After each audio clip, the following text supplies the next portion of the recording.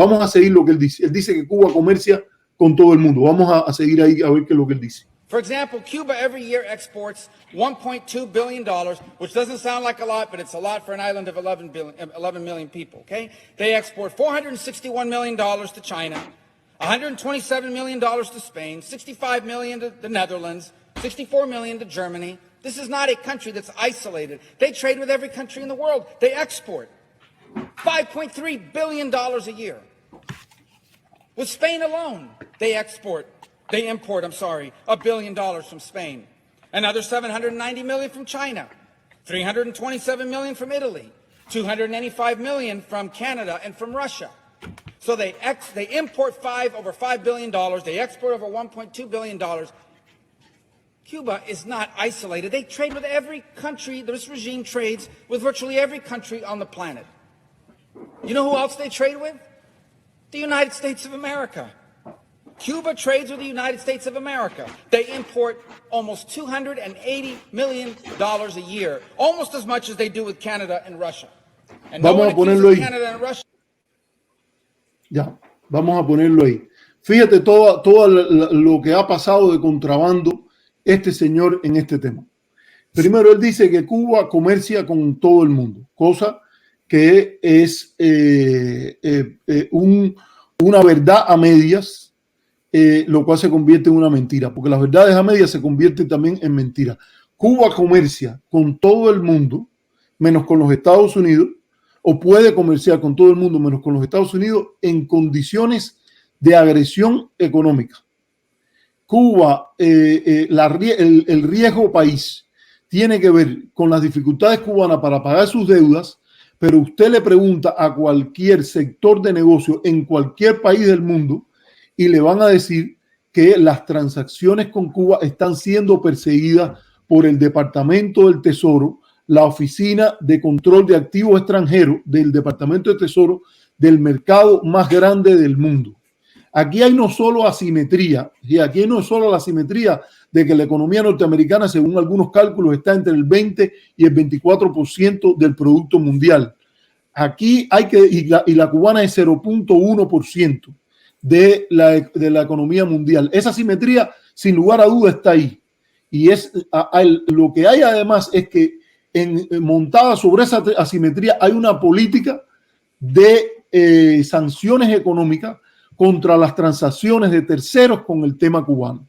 Entonces, por ponerte un ejemplo, es conocido que hasta muchos sectores de negocio europeos, latinoamericanos, evitan una transacción con Cuba en el entendido de que quieren evitar una sanción. El Departamento del Tesoro ha afilado tanto, porque yo pasé un curso en el cual vino el señor Richard Newcomb y traté de aprender todo lo que pudiera de las sanciones con Cuba. El Departamento del Tesoro ha logrado afilar el tema de las sanciones secundarias de una manera tal en la cual el efecto se ha incrementado sustancialmente en los últimos 10 años. Por ponerte un ejemplo, un banco extranjero como el Banco Santander viene y se inscribe en los Estados Unidos y automáticamente lo consideran un banco norteamericano. Imagínate tú que tú tengas que escoger entre hacer transacciones en el mercado norteamericano o en el mercado cubano. Naturalmente que aún con la protección del Estado español, aún con la protección de la Unión Europea, el Banco Santander o el BNP Paribas, que fue sancionado con $1 billón, por más de $1 billón, por operaciones financieras con Cuba, con Irán y no me acuerdo con qué otro país, o el Deutsche Bank o muchos, el Banco Agrícola ha sido castigado por hacer transacciones con Cuba. Entonces, en términos de seguro, fletes, a los cruceros, fíjate lo de los barcos, se hablaba de los cruceros, seguros de viaje, todo eso existe bajo la espada de Damocles de una sanción norteamericana. Entonces, Cuba no comercia y hace transacciones con el mundo en situación normal. Senador Rubio, usted no es honesto cuando usted dice eso. Usted tiene que poner sobre las cartas sobre la mesa todas las violaciones que ustedes están haciendo del derecho internacional para venir y hacer esto. Entonces, lo que está haciendo y las personas que están divulgando el video, lo que están haciendo es agitación y propaganda.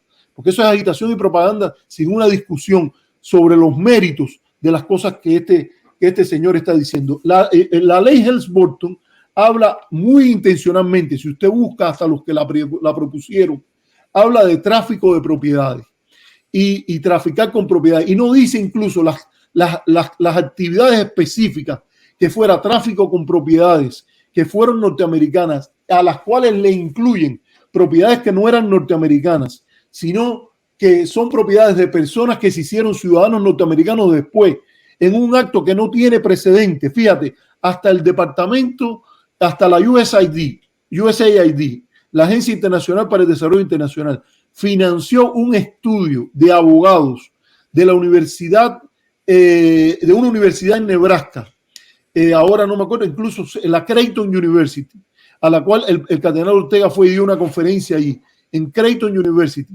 Y los abogados que trataron de ser serios, y lo fueron, de esa facultad, llegaron a la conclusión, ellos querían servir a la USAID y a los cubanos americanos que estaban dándole a esa matraca de que sus propiedades eran tan dignas de reclamar como las propiedades que eran norteamericanas y que estaban registradas en la Comisión sobre Reclamos de Propiedades. Pero lo que dice este hombre, lo que dice este estudio, es que eso sería sin precedente en la política internacional y en el derecho internacional, pero que habría que hacerlo porque para una solución del tema entre Cuba y Estados Unidos no se podía ignorar el importante papel que juega la comunidad cubanoamericana. O sea, pide una excepción en razón del poder, no en razón de la legalidad, no en razón de lo que es legítimo, no en razón del precedente en derecho internacional, sino en razón de lo poderoso que serían en un estado bisagra, un estado importante en el mapa electoral norteamericano, la comunidad cubanoamericana. Así, eso es lo que él dice del comercio con estados de Cuba, que Cuba puede comerciar con todo el mundo. Sí, puede comerciar con todo el mundo, menos con Estados Unidos, bajo todas esas condiciones que no se pueden ignorar y con dificultades para el flete, las ventas a crédito, la idea esa de tráfico. Y para colmo,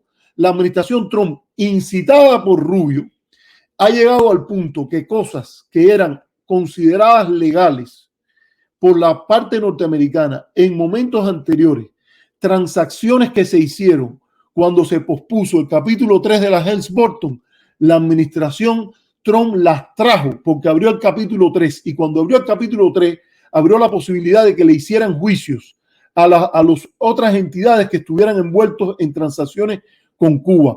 Y nunca la administración Trump fue a las cortes y hizo un amicus brief, que es un concepto que se llama amigo de la corte, que tú hagas un planteamiento y que diga, no, todo lo que se hizo antes de ahora estaría protegido porque hasta ese momento el capítulo 3 estaba cerrado.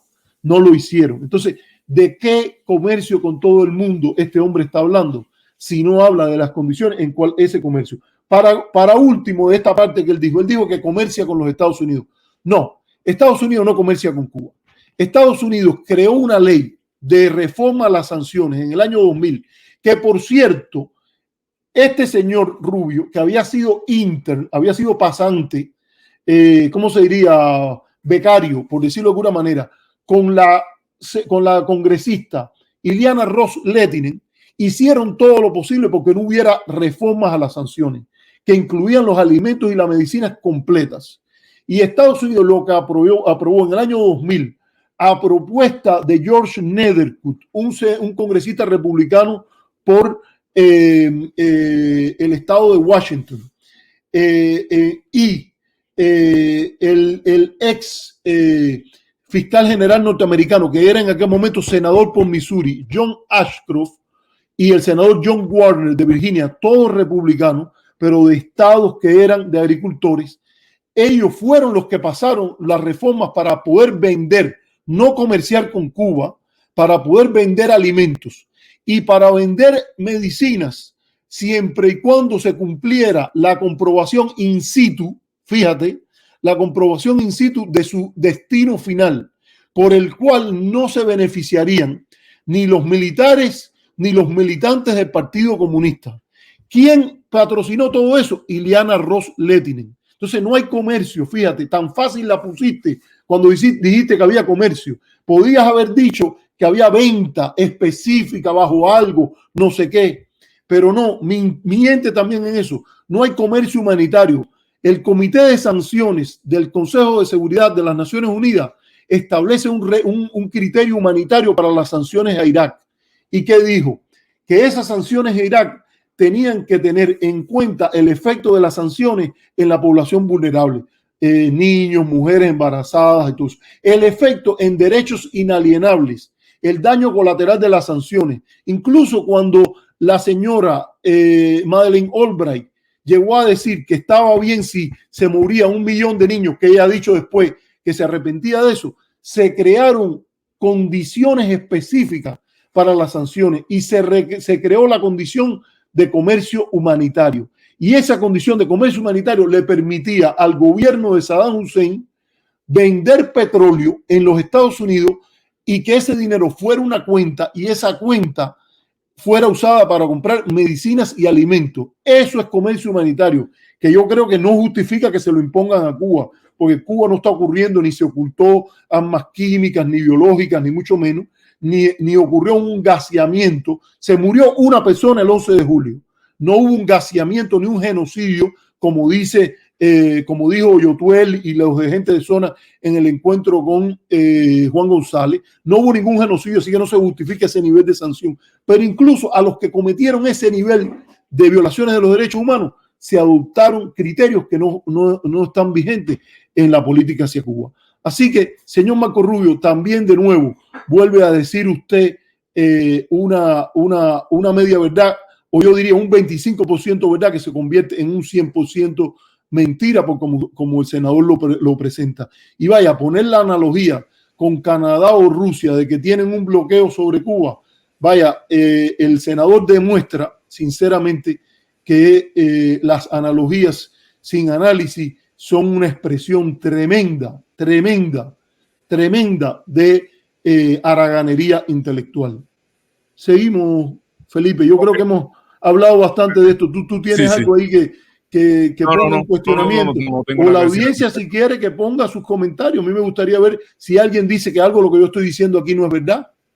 Importante. Aquí dice importantes aclaraciones de Lopeley para quienes viven del cuento. Gracias, Arturo.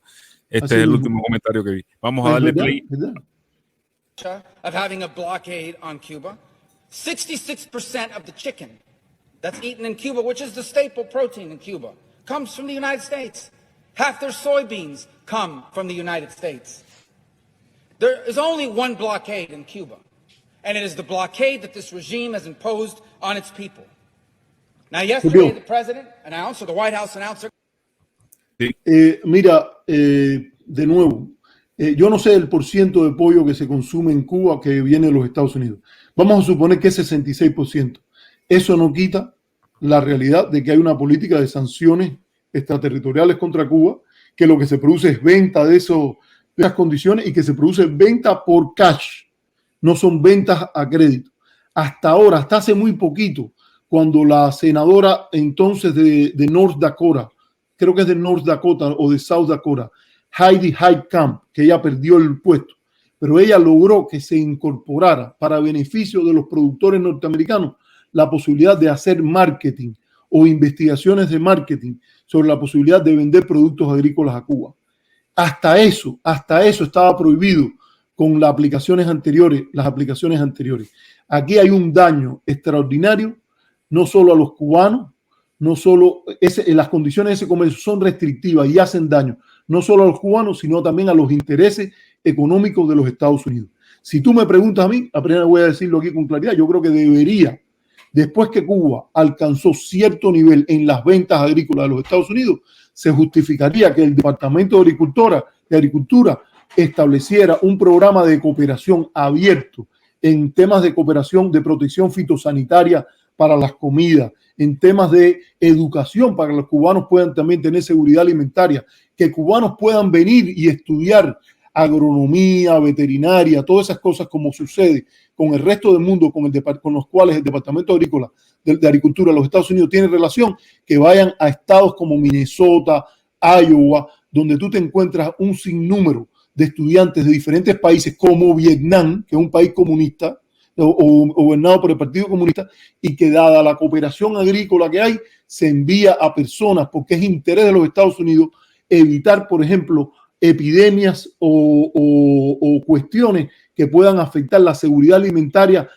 global, porque Estados Unidos juega un papel de liderazgo en el tema de la seguridad alimentaria global, aunque hay críticas al uso de los transgénicos, etcétera. Pues bueno, eso es lo que debería hacer con Cuba y no alabar como modelo lo que plantea el senador. Ahora él habla de Biden. Vamos a ver lo que él dice de Biden.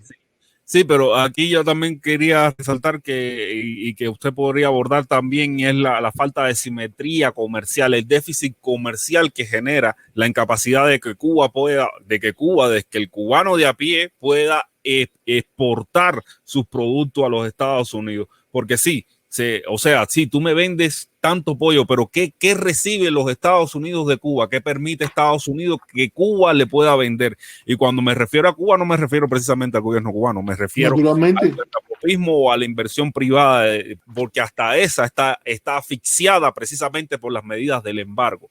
Y esa asfixia que genera por las medidas del embargo es la que precisamente Marco Rubio también desconoce en esa intervención que hace. Cómo esas medidas del embargo también asfixia al cuentapropismo dentro de Cuba, a la inversión privada, al emprendimiento del cubano de a pie, que tanto él dice querer estimular, pero sin embargo aquí lo apuñalea por la espalda cuando no reconoce precisamente todas esas otras, toda la falta de simetría que hay comercialmente hablando entre las exportaciones que puede hacer Cuba hacia los Estados Unidos y las importaciones que recibe de Estados Unidos, que fundamentalmente son precisamente para paliar situaciones como son esta del pollo que recibe. Después también vemos la politiquería barata del sur de la Florida diciendo que Cuba recibe pollo y que ellos están pensando en el cubano, cuando realmente no están pensando en el cubano para nada, cuando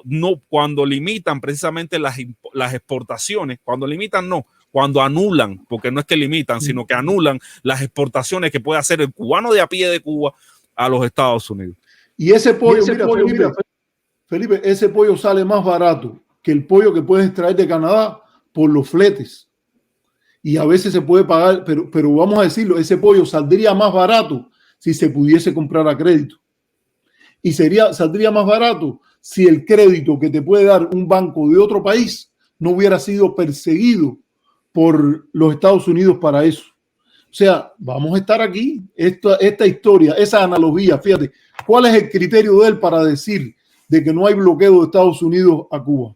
Que Estados Unidos vende a Cuba la misma cantidad de dinero que venden Rusia y Canadá, que yo no sé si eso es verdad, esos 280 millones, yo no sé si eso es verdad, pero entonces decir que porque Rusia y Canadá venden lo mismo que los Estados Unidos, como no hay un bloqueo de Rusia ni de Canadá, no hay un bloqueo de los Estados Unidos. Habráse visto analogía y falacia tan grande, porque aquí lo que habría que analizar es qué es lo que hace Estados Unidos en Cuba y bajo qué condiciones vende ese pollo y esa soya, pero no, te inventa todo estos circunloquios y falacias